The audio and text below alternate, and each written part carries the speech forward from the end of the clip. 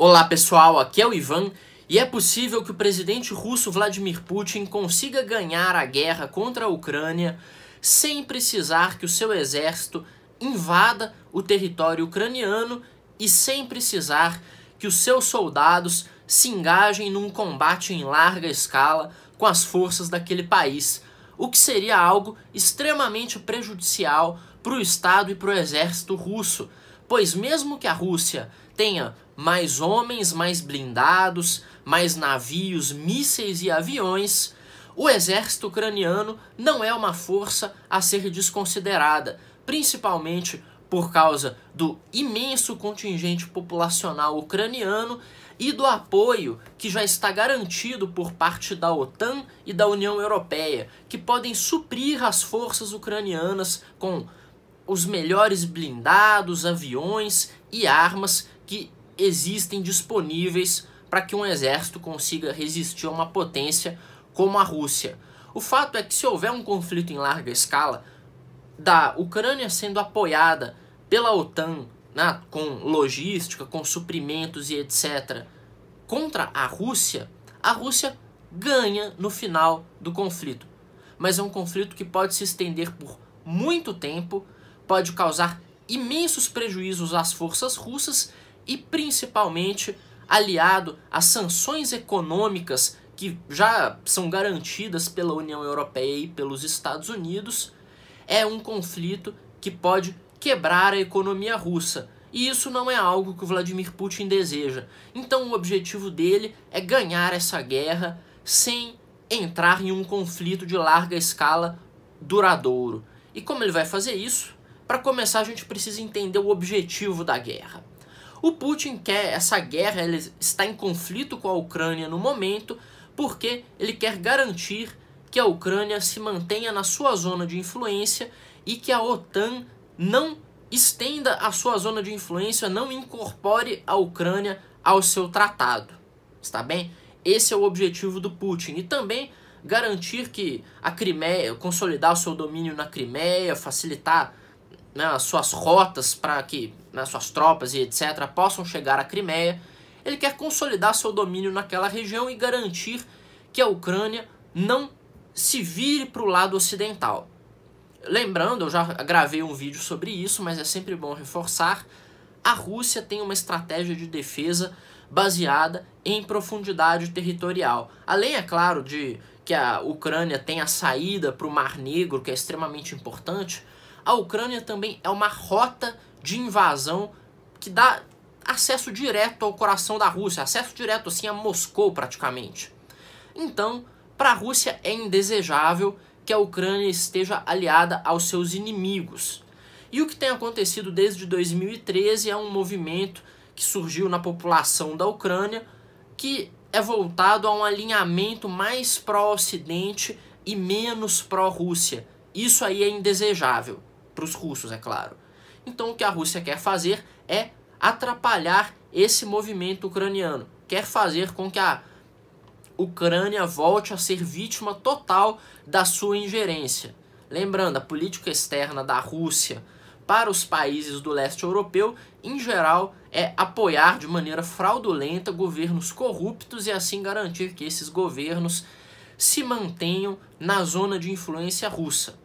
Tá bom? Esse é o estratagema que o Vladimir Putin tem adotado. E aí, para fazer isso na Ucrânia agora, ele está recorrendo a ardil e dissimulação. O que ele faz? Ele movimenta suas tropas pela fronteira dizendo que está fazendo exercícios, mas ao mesmo tempo informações de espionagem dizem que ele pretende, sei lá, atacar na terça-feira. E aí ele dá uma declaração de que vai retirar as suas tropas e não retira tropa nenhuma. O que acontece é que o Ocidente fica dançando na palma da mão dele, enquanto ele tem total liberdade para decidir o que vai fazer. E como ele anexou a Crimeia em 2014, mostra muito bem qual pode ser a estratégia dele agora para talvez até anexar mais um pedaço da Ucrânia. Agora em questão é a região de Donbás. Mas o que o Putin fez na Crimeia foi uma coisa interessante.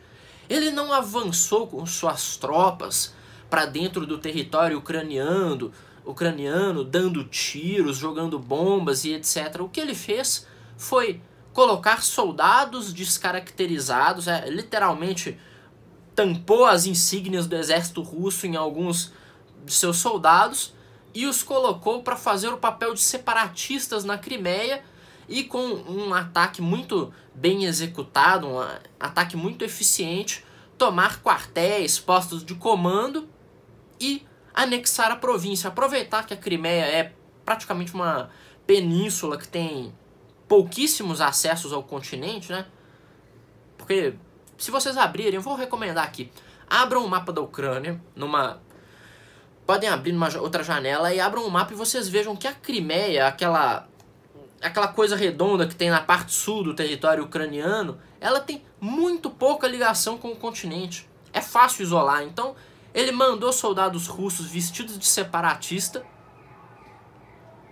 fechou os acessos, tomou os postos de comando, muitos soldados foram obrigados a desertar, né? Foram ameaçados também, os soldados ucranianos, e aí ele anexou a Crimeia sem precisar entrar num combate em larga escala. E agora a gente tem uma coisa semelhante acontecendo na região de Donbás. A região de Donbás é a região, se vocês estão com o mapa aberto aí, é a região mais ao leste da Ucrânia, onde tem lá as províncias de Donetsk e Lugansk. E aí, nessa região, existe um forte movimento separatista pró-Rússia. E, junto com isso, existe uma doutrina do governo russo, uma doutrina de política externa, que se trata de garantir os interesses da população russa a despeito das fronteiras nacionais. Ou seja, garantir o interesse dos russos, mesmo que eles estejam morando no exterior, né? E aí, o que está acontecendo agora é que existem ataques muito suspeitos acontecendo na região de Donbás. Os separatistas pró-Rússia dizem que os ataques estão vindo do governo ucraniano.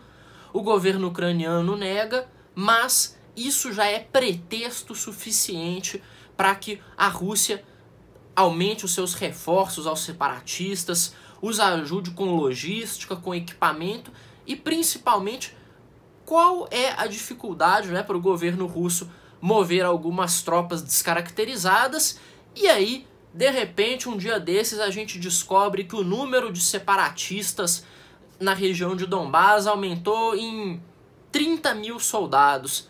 Aí a gente vai ver que as tropas estacionadas na fronteira da Rússia com a Ucrânia, repentinamente elas foram reduzidas, né? Sumiram 30 mil soldados russos, apareceram 30 mil separatistas que não tem nada a ver com a Rússia.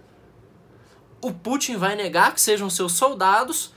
E o melhor de tudo é que uma parte da mídia ocidental vai comprar e vai falar, olha só, ali tem 30 mil separatistas mesmo, né? E aí os governos do Ocidente vão ter que lidar com seus piores inimigos, que são os exércitos expansionistas do Oriente e a mídia frouxa do Ocidente, que adora ficar passando pano para esse tipo de vagabundo, não é mesmo? Bom, pessoal, espero que vocês tenham gostado do vídeo, que tenha ficado esclarecido o que provavelmente pode acontecer lá na Ucrânia. Mas o legal é o seguinte, tem muitas outras rotas de ação que o Putin pode tomar. Ele pode partir para um ataque direto sem ocupação, pensando só em destruir o território ucraniano. Ele pode fazer inúmeras coisas, enquanto as potências do Ocidente não podem fazer nada, porque estão esperando as ações do Putin. E esse é o problema. Bom, pessoal, um abraço para todo mundo. Não vou me alongar mais, espero que tenham gostado do vídeo. Um abraço. Já mandei 3 abraços, né? Agora vou mandar abraço não, vou mandar se inscrever. Caralho. Falou.